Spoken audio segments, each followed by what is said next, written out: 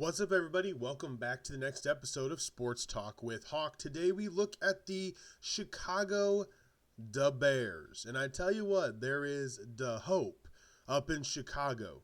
Why? Well, let's take a look. Here we go.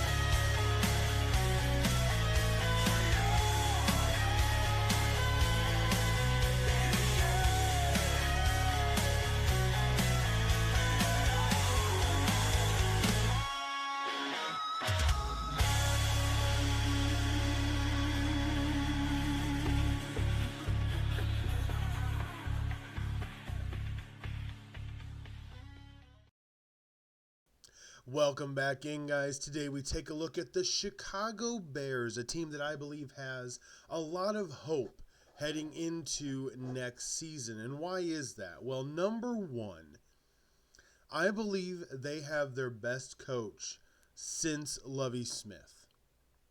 Yes, it's what I said. I believe they have the best coach since Lovie Smith.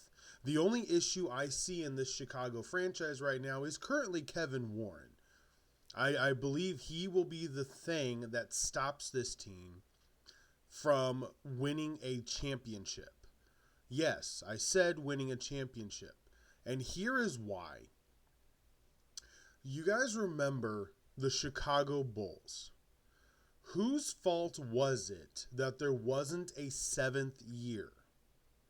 Jerry Krause. Kevin Warren's ego matches that of Jerry Krause, the late Jerry Krause. It is dumb. You don't need it. You're in a sport that has a lot of people that are smart, and you can't have an ego of you being an idiot like he is. Jerry Jones has that now as an owner, and look what's happened to the Cowboys. I like Ryan Poles, the GM. I do believe they're going to get sold, and I think when they get sold, whoever does come in is going to fire Kevin Warren immediately. But I believe Ryan Poles and Ben Johnson will be safe because I believe Poles does a very good job.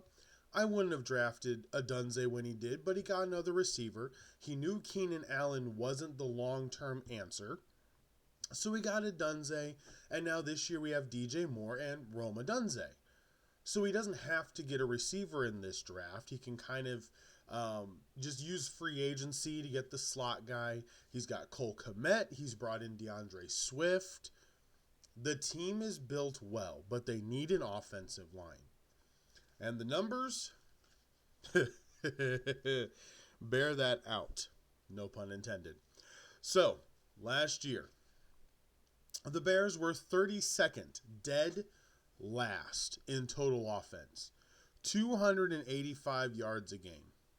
Now, you guys know, I did not like Caleb Williams over Jaden Daniels. I didn't believe there was a reason for him to be drafted above Jaden Daniels. I didn't think he was better than Bo Nix. He's a lot of Kyler Murray. Moody, small, beautiful ball when he throws it well. Can make these random plays, sure, but he's not Jaden, and he's not Bo Nix, and I don't know if he's even going to be Michael Penix. Michael Penix has a gorgeous ball, but he's got a fastball that very few quarterbacks have. That throw to Kyle Pitts in the end zone on Sunday Night Football against the Commanders, that's the big boy throw. And I don't believe Caleb Williams has that. He doesn't have that fastball. He's going to have to rely on a lot of the play calling, which is why I think Ben Johnson fits this place. I thought Mike McCarthy would be good. Ben Johnson fits because the offense that Ben Johnson's going to bring in is going to boost Caleb Williams the same way it's boosted Jared Goff. He's not going to be good in cold weather. He's going to play in Chicago, and he's not going to be good in cold weather. He's 6 foot. He's small. The guy isn't going to be great in cold weather. going to Chicago, bad idea. I get that. But Ben Johnson will be able to scheme simple 3-tree routes for him to be able to hit. Dead last, 285 yards a game in total offense. They were 31st in passing at 182 yards a game, 25th in rushing at 102 yards a game, and their points per game average was 18 points per game. On the defensive side of the ball, this is what happens when we have this issue. 27th in total defense, but it doesn't really make sense. Here in a second, I'll give you a stat that doesn't make sense. 27th in total defense, 354 yards a game. 16th against the pass, 218 yards a game. 28th against the run at 136 yards a game, and they averaged allowing 22 points a game. So what's the stat that doesn't really equate? Here it is. +8 turnover differential. You heard me right. +8 in the turnover differential. 11 interceptions and 13 fumble recoveries. They turned it over 7 times through the air and 9 times on the ground. That's not bad. So what I'm going to look at here really simply is, I don't think this team is that far off.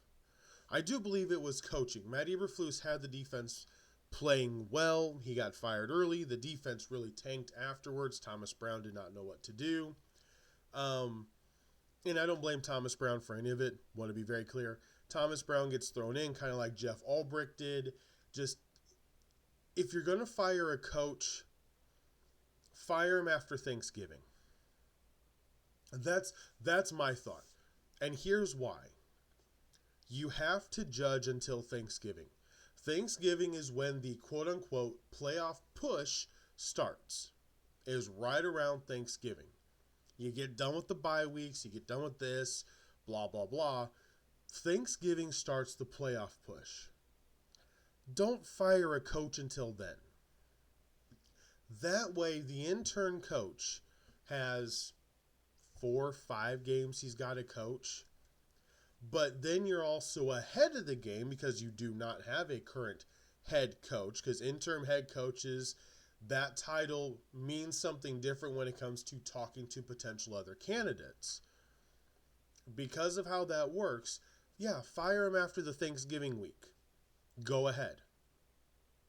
Don't fire him before, because then you're putting these other coaches at such a disadvantage when the team is still sometimes trying to figure out what to do. And it doesn't help anybody. It doesn't help the team. So that's side rant. Don't fire him until after Thanksgiving. Now, Thomas Brown, I felt Thomas Brown did the best that he could. I thought he kept the team actually pretty well intact. I'm not going to lie. The Hail Mary by Washington, it is funny. The teams went in completely different directions after that game. And it was a lot of blame was being thrown around the Bears organization. And that's what happens. So the numbers don't look great. But I think Ben Johnson can fix it very quickly. Now, let's go to the numbers here. Let's go to the numbers. All right, where are the free agents? Here we go. So they've got 31 total free agents, as you can see on the screen. They have $66 million in cap space. $66 million. They can do a lot in $66 million. There are a lot of 1- and 2-year offensive line contracts that will be open to Chicago. They may have to piecemeal the offensive line, but I believe Ben Johnson will do that. He will bring in guys that work for what he needs them to do. I fully believe that's what's going to happen. So $66 million in cap space, 31 free agents, 21 of them are unrestricted. They already have 9 picks in the draft, so not bad. Let's take a look at the free agents here. We got Keenan Allen being the big one. I don't see them bringing him back. Darrell Taylor, the outside linebacker. Shelton, the center. Amen, the linebacker, Tevin Jenkins, the guard, Homer, the back, Mercedes Lewis, Jake Martin, the linebacker, Matt Pryor, the guard. And then they got a bunch of other role players. So nobody that's really going to change how this team is really built. A lot of role players, a lot of fill-in guys. So guys that you can replace in the draft. You've got 9 picks. The way that this is going to play out. So I was looking at the salary cap table. So for the Bears at 66, they've only got about $3 million in dead cap money right now.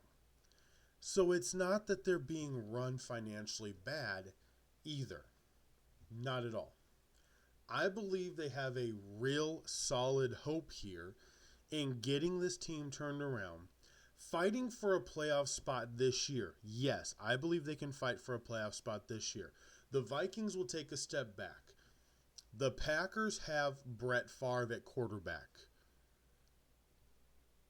Yes, I know. That's what he is.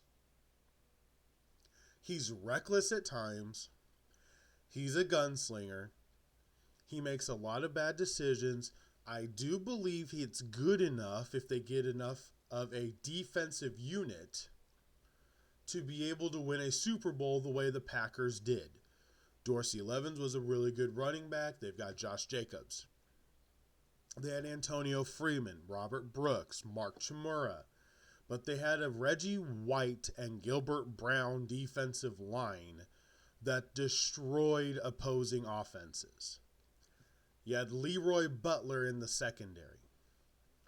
The defense is going to be what's key for the Packers. I think the Packers are a perennial 10-11 win team every single year with Matt LaFleur and Jordan Love. But you're going to have 2 or 3 games every year that Jordan Love is going to lose you because of how he plays. That's what's going to happen. And then you're going to have 2 or 3 games where you lose just because you were the worst team. The Lions are better. Division games are tough anyway. You know, this past year, they lost to the Bears too. Remember this. They lost to the Bears too. They lost to the Vikings. They lost to the Lions. You know, and they ended up being that 7th seed because of it. So I think the way this is going to play out, 8-9 is my I'm very comfortable predicting 8-9 for this team next year. Having the number 10 pick in the draft, what's the out-of-the-box idea for this team? I'm not trading away the number 10 pick. I'm not. There are too many needs on this team to be able to fortify it to trade away the number 10 pick. You've got 9 picks in the draft. You don't need to really get any more. So what you need is players. You need players. I would actually trade a 2nd round pick. And I would try to go for a 3rd and a 6th. I don't know if they're going to get compensatory picks this year or not. I am not sure. But I would trade, I would try to go for a 3rd and a 6th, maybe trade a 2nd.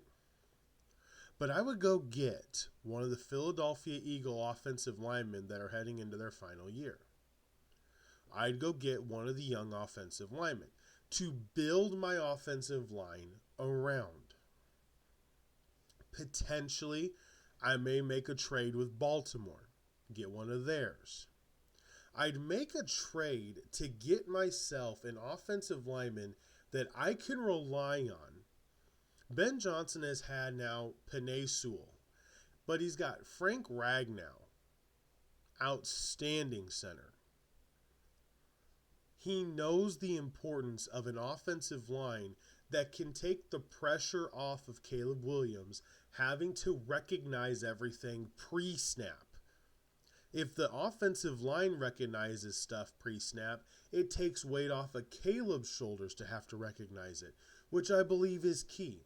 Caleb is a franchise quarterback.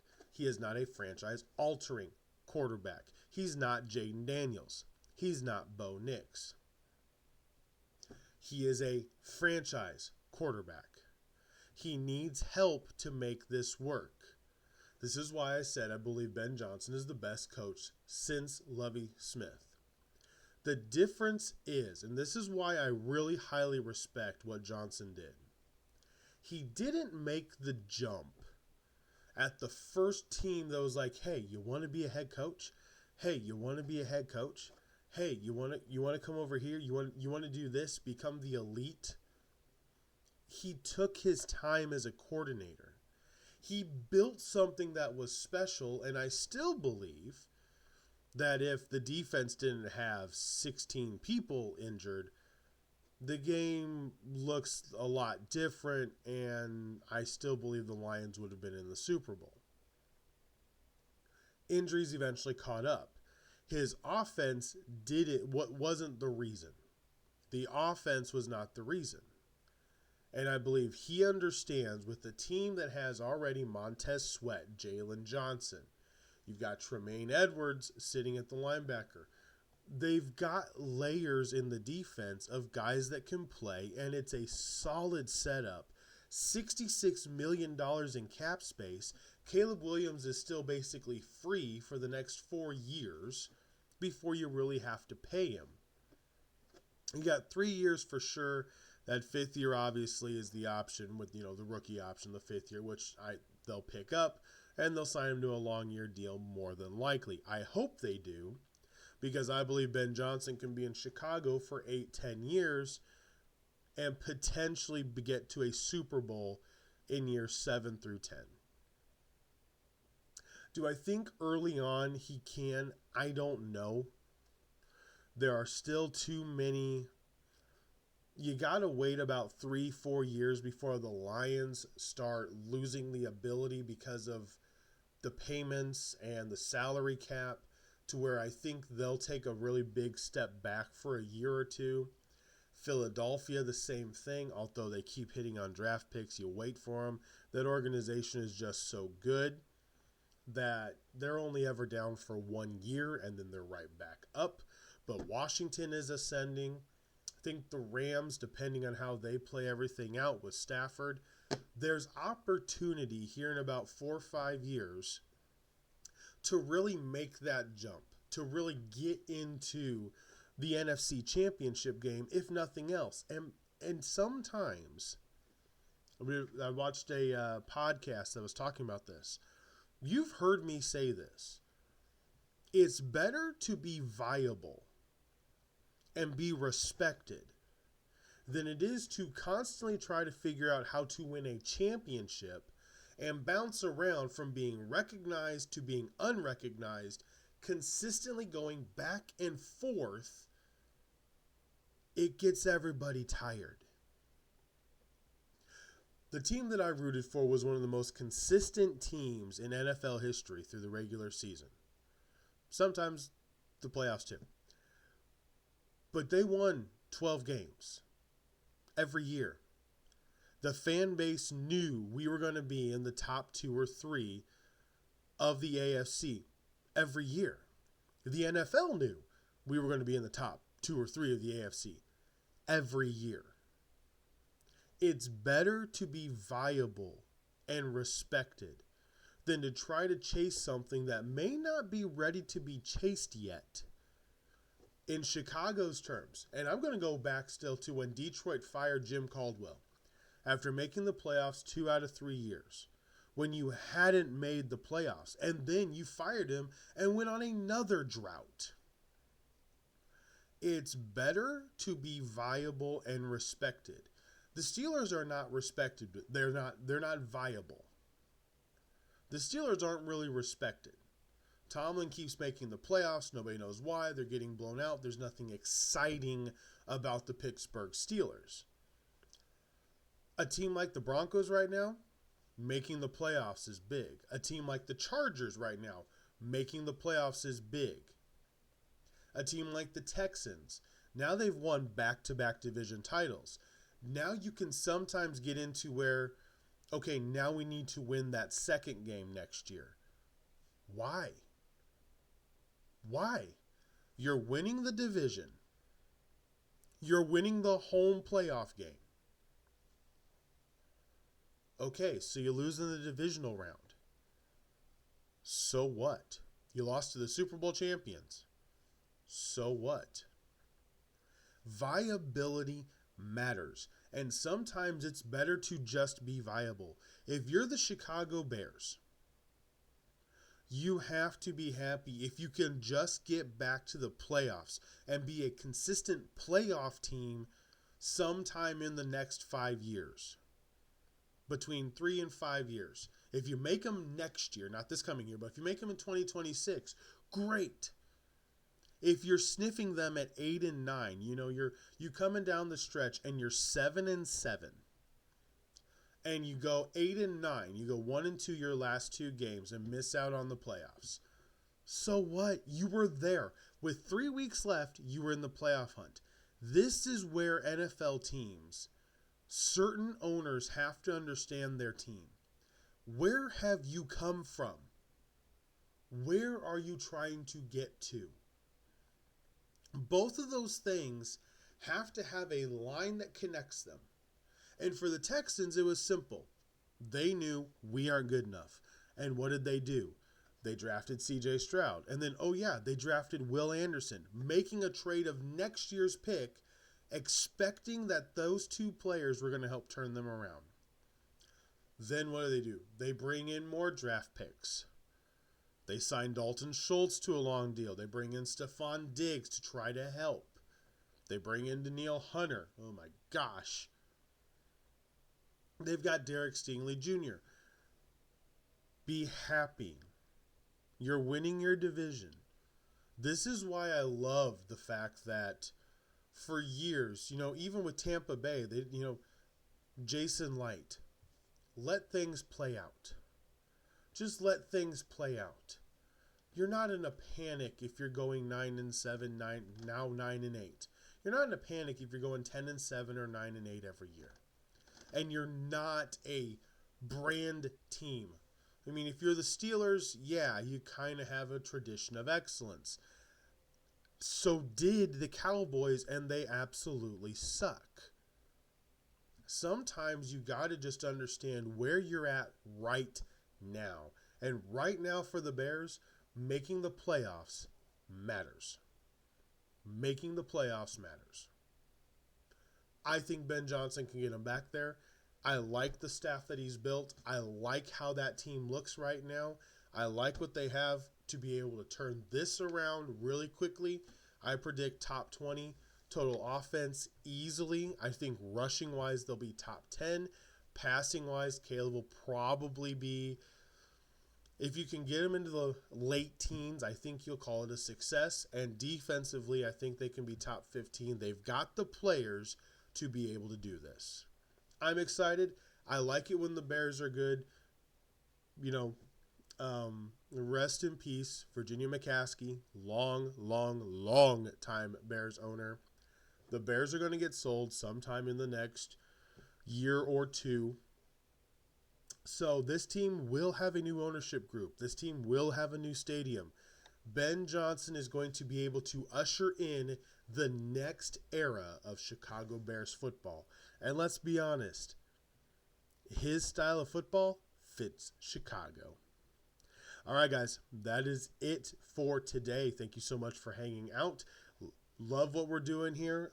We are going to do 7-day-a-week snapshots from here on out.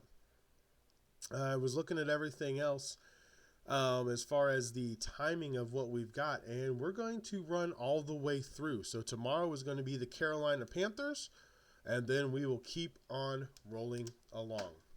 All right, guys, that is it for me. Thank you so much for listening. Make sure to subscribe, like the podcast, and have an absolutely great rest of your Tuesday. Until tomorrow, for Sports Talk with Hawk, I'm Hawk, and I'm out. Have an absolutely great night.